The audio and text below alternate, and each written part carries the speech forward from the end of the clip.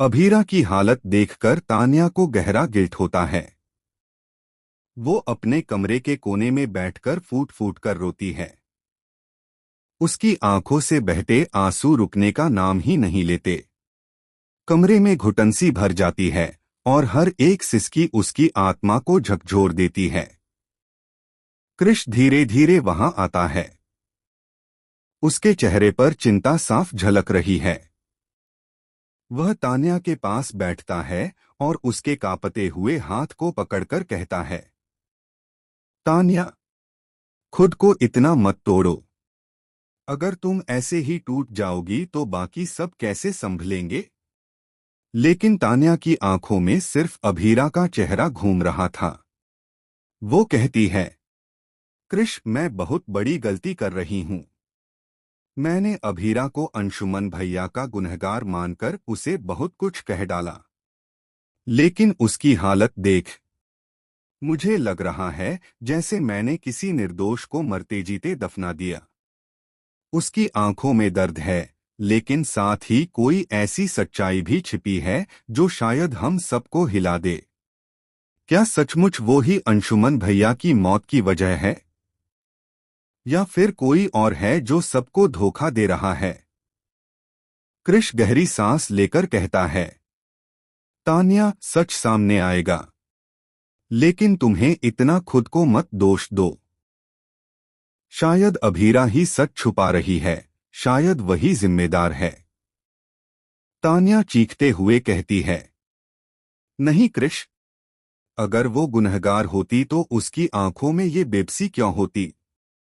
उसका दिल क्यों चीख चीख कर कह रहा है कि वो निर्दोष है।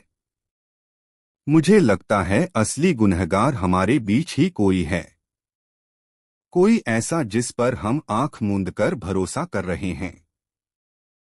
इसी बीच अचानक बिजली चली जाती है। पूरा घर अंधेरे में डूब जाता है। खिड़कियों से आती ठंडी हवाएं पर्दों को उड़ाने लगती हैं। तान्या सिहर जाती है। तभी कमरे के दरवाजे पर किसी की परछाई नजर आती है। वो धीरे धीरे अंदर आती है।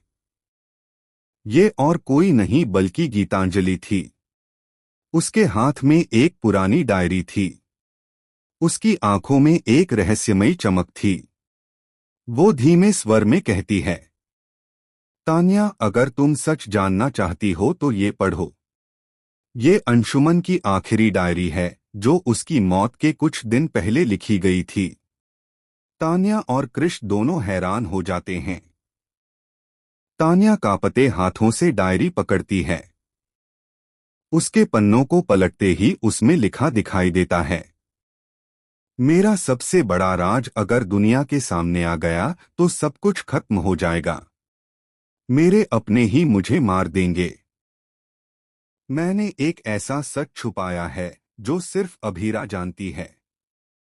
अगर कभी मैं इस दुनिया में ना रहूं तो समझ लेना कि ये मौत हादसा नहीं बल्कि एक साजिश है। तान्या की सांसें थम जाती हैं। उसका पूरा शरीर ठंडा पड़ जाता है। वो चिल्लाकर कहती है, कृष, इसका मतलब अंशुमन की मौत कोई एक्सीडेंट नहीं थी बल्कि प्लान्ड मर्डर था। और अभीरा इस पूरे राज की गवाह है। तभी तो वो इतनी टूटी हुई है। कृष भी हक्का बक्का रह जाता है। वह धीरे से कहता है, तो क्या असली गुनहगार हमारे ही घर में है। लेकिन कौन कौन हो सकता है जो अंशुमन को मारना चाहता था। उसी वक्त कमरे के बाहर से एक चीख सुनाई देती है। सब दौड़कर बाहर जाते हैं। वहां देखते हैं कि मयंक, जो परिवार का सबसे चुप रहने वाला लड़का था, सीढ़ियों से गिरा पड़ा है और उसके हाथ में भी वही डायरी का दूसरा हिस्सा है। मरते मरते मयंक कहता है, मुझे माफ कर देना। अंशुमन की मौत एक हादसा नहीं थी। वो सब मैं नहीं चाहता था, लेकिन मुझे मजबूर किया गया। और इतना कहते ही उसकी सांसें थम जाती हैं। पूरा परिवार सन्न रह जाता है। तान्या फूट फूट कर रो पड़ती है।